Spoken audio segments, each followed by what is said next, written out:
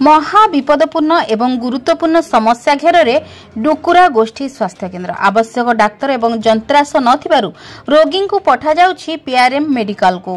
खुंटा block अधीन डुकुरा गोष्ठी स्वास्थ्य केन्द्र रे देखिबाकु मिलिछि नाही नथिबा परिस्थिति, जहा गरीब दुखी रोगी को स्वास्थ्य सेवा जोगाई देबारे विफल होइछि स्वास्थ्य विभाग।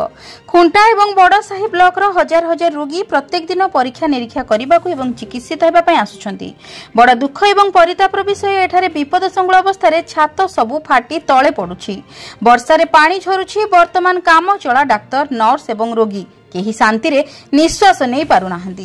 केतेबेले केउ अघटन घटिबो किए कहिबो। आवश्यक डाक्तर कर्मचारी जंत्रांश क्वार्टर्स एवं ओपीडी नाही। सरकारी नियमानुसार नर्सिंग ऑफिसर 9 जन रहिबा कथा अछंती 5 जन, फार्मासिस्ट 3 जन जगह अछंती 2 जन। ठिका नियुक्ति एमबीबीएस डाक्तर रहिबा कथा, एठी सुपरिटेंडेंट नाहांती। डेंटाल ओपीडी नाही किंतु डाक्तर अछंती। एक्सरे मेसिन नाही। स्त्री रोग विशेषज्ञ, शल्य विभाग, मेडिसिन, आनास्थासिया एवं शिशु रोग विशेषज्ञ नथिबारु चिकित्सा सुविधारु वंचित हेउथबा अभियोग बारंबार विभागीय अधिकारी मयूरभंज जिला चिकित्सा अधिकारी अवगत थाई मध्य यार निराकरण निमंते कौनसी ठोस पदक्षेप ग्रहण करा जाय नहीं।